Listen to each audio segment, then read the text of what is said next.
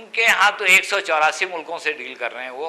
पाकिस्तान, ये तासुरी गलत है कि अमेरिका में लोग बैठे हुए हैं पाकिस्तान के ख़िलाफ़ कोई साजिश करने पे तुले हुए हैं, क्योंकि हमें चाहिए कि हम उनसे अपनी आज़ादी और अपनी ख़ुद मुख्तारी को वाज़े करें, लेकिन हम उनसे लड़ के नहीं रह सकते। लेकिन सब लोग ये कहते हैं, देखिए जी, हमारा जो हुक्मरान तबका है वो अपने हिस्से से ज़्यादा अमेरिका से डिमांड करता है, वो जो अपनी हैसियत है, जो उसकी पोजीशन है, उससे ज़्यादा वो तलबगार है, जिसकी वजह से मसाइल पैदा हो रहे हैं। हाँ, नहीं, लेकिन वो वैसे ही अपने मुल्क में भी अपनी प्रोजेक्शन बहुत करते हैं और अमेरिका से भी वो कोशिश करते हैं कि अपने को बहुत बड़ा दिखाएं। ये तो इस तरह इसको हैंडल करने की ज़रूरत है कि हम अमेरिका से अपने मकसद भी हासिल करें और अमेरिका से लड़ाई भी ना मोलें। अच्छा, तो हमारी सियासी क़यादत जो है उसको फिर उसी तरह अपने रवैये को दुरुस्त करना चाहिए।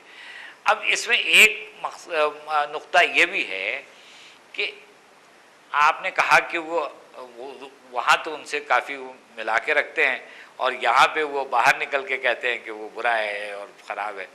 तो ये मुनाफ़क़त गलत है, क्योंकि हम अगर कौम को अमेरिका के बहुत ख़िलाफ़ भी कर देंगे तो हमें कोई फ़ायदा नहीं होगा, नुकसान ही होगा।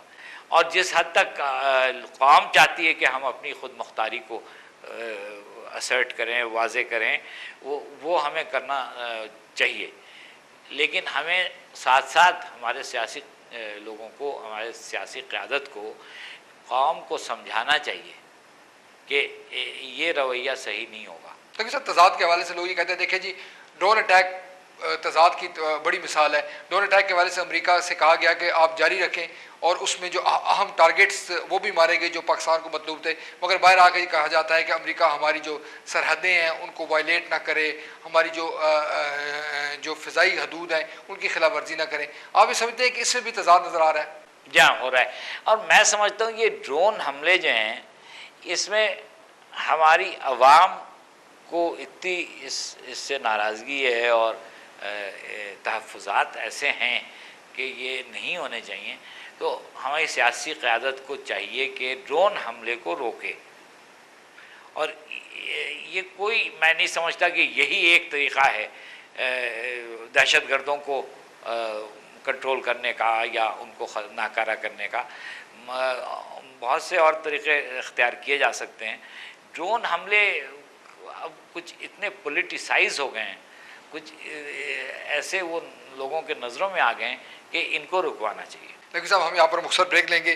नाज़रीन, नकवी साहब का ये कहना है कि इसमें कोई शक नहीं कि ये जो तज़ादात पर मबनी फ़ॉरेन पॉलिसी है, ये तज़ादात पर मबनी हुकूमती पॉलिसी है, इसका खमियाजा पूरी कौम भुगत रही है और हमारे हुक्मरान भी किसी हद तक भुगत रहे हैं।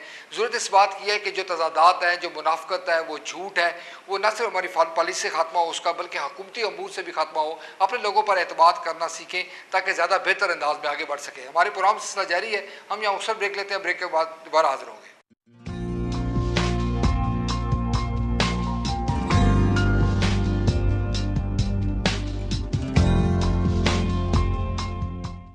नाज़रीन, वेलकम बैक। अच्छा नकवी साहब, एक नुक्ता नज़र ये है, देखिए जी, हम तो ड्रोन हमलों के ख़िलाफ़ धरने भी देते हैं, एहतजाज भी करते हैं, हुक्मरान भी बयानात देते हैं, मगर ख़ुदकुश हमलों के ख़िलाफ़ नहीं कोई बोला जाता। हालांकि ख़ुदकुश हमलों में मरने वालों की तादाद उससे कहीं ज़्यादा है जितने ड्रोन अटैक्स में मारे गए, और ख़ुदकुश हमलों के नतीजे में ज़्यादा नुकसान मासूम लोगों का हुआ, जबकि ड्रोन अटैक के नतीजे में जो हाई वैल्यू टारगेट्स हैं वो भी मारे गए। बिल्कुल बिल्कुल दुरुस्त आपने कहा। देखिए, ड्रोन हमलों का सबसे पहला तो सवाल ये उठता है, मैंने कहा कि इसको रोकना चाहिए, लेकिन मैं इसका अगर तज्जिया करूं तो ये ड्रोन हमले क्यों हो रहे हैं? यानी ये थाईलैंड में या मलेशिया में क्यों नहीं होते, या श्रीलंका में क्यों नहीं होते? यहाँ होते हैं। यहाँ भी कराची में नहीं होते, लाहौर में नहीं होते, वो होते हैं सिर्फ वो वज़ीरिस्तान में और ट्राइबल एरियाज़ में। तो वो इस वजह से हो रहे हैं कि जो दहशतगर्द हैं वहाँ पे उनको खुली छुट्टी मिली हुई है, जो दिल चाहे करें, ट्रेनिंग करते हैं, उसके बाद बंदों को छोड़ते हैं। अब वो छोटी लड़की पकड़ी गई है, देखिए ना कि हद है कि एक बच्ची को, उनके यहाँ कोई इंसानियत नहीं है, उनके यहाँ दरिंदगी है, क्योंकि वो इंसान की ज़िंदगी से खेल रहे हैं, इंसानों की ज़िंदगी से खेल रहे हैं। तो उनको रोकना चाहिए। वो अच्छा, जहाँ तक आपके सॉवरेनिटी का सवाल है कि आपकी खुद मुख्तारियत, आपके मुल्क की जो अपनी पोजीशन है, उसको कैसे उसको ये ड्रोन हमले अगर वायलेट करते हैं या ड्रोन्स आके वायलेट करते हैं, तो ये जो दहशतगर्द हमारे यहाँ हैं ये भी तो वायलेट कर रहे हैं सॉवरेनिटी आपकी। यानी जो ये आते हैं, ये ओसामा बिन लादेन क्या वो वीज़ा लेके बैठा था या वो रेसिडेंस परमिट लेके बैठा हुआ था? और ये यूज़बेक और ताजिक और अरब और चेचन जो आके वज़ीरिस्तान में बैठे हैं, तो ये क्या वीज़े लेकर आए हैं? इन्होंने तो ये घुस गए आपके मुल्क में और बग़ैर किसी भी इजाज़त के। तो इनको रोकना चाहिए। इसीलिए और फिर जो हरकत करते हैं वो दहशतगर्दी, वो खुदकश हमले, लोगों पे बम फेंकना, लोगों को गोलियों से मारना।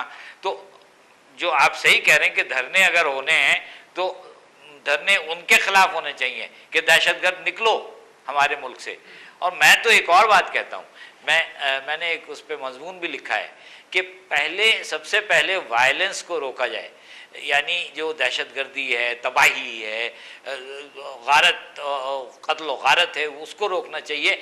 और ये अब देखिए ना, एक्सट्रीमिस्ट, इंतहा पसंद, वो सिर्फ पाकिस्तान में नहीं है, वो हर जगह होते हैं, हिंदुस्तान में भी हैं, वो अमेरिका में भी हैं, वो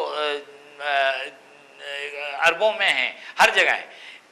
फ़र्क क्या है कि वहाँ के जो इंतहा पसंद हैं वो बम नहीं फेंकते, वो गोलियां नहीं चलाते, वो खुदकश हमले नहीं करते। उसमें आपके मुल्क की कमज़ोरी, आपके इंतज़ामिया की, आपके हुकूमत के कंट्रोल की, लॉ एंड ऑर्डर की कमी है, कमज़ोरी है कि वो इनको ये यहाँ खुली छुट्टी मिली हुई है, बाकी कहीं भी वो ये सब नहीं कर सकते।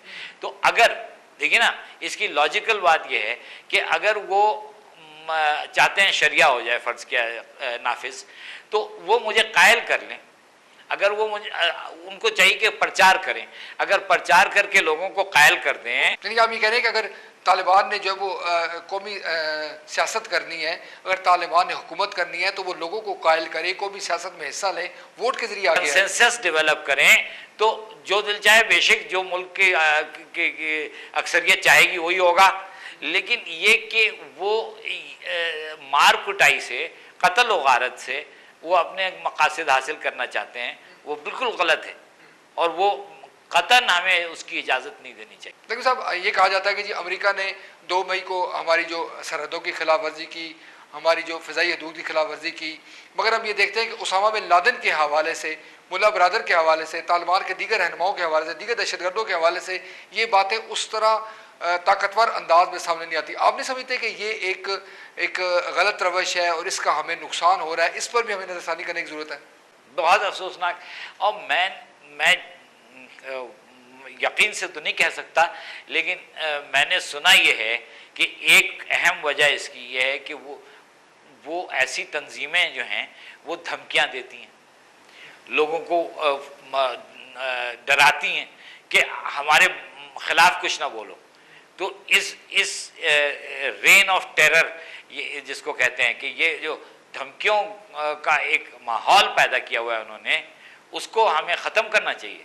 हम अक्सरियत इस मुल्क की जो है वो ये नहीं चाहती है कि दहशतगर्दी हो या कत्ल व गारत हो। एक साहब, हम ये देखते हैं कि हमारे कौमी प्रेस में हमारे जो हुकूमती अकाबरीन है वो दहशतगर्दों के लिए मुख्तलिफ लफ्ज़ इस्तेमाल करते हैं, अस्करियत पसंद, तालिबान, दहशतगर्द। आप क्या ये समझते हैं कि ये जो हमने कैटेगरीज बनाई हुई हैं इसका हमें नुकसान हो रहा है? अगर हम अवाम के दुश्मन, मुल्क के दुश्मन, कौम के दुश्मन को अगर दहशतगर्द करार दें तो इससे ज़्यादा मजबूती और इत्तेहाद सामने आ सकता है। अस्करियत पसंद जो है, ये तो मैं हमेशा इस पर एतराज़ करता हूँ कि अस्करियत पसंद क्या मतलब कि उनको पसंद है अस्करी ताकत। तो ये पसंद से बढ़ के ये तो तुल गए हैं लोगों को मारने, ख़त्म करने में। तो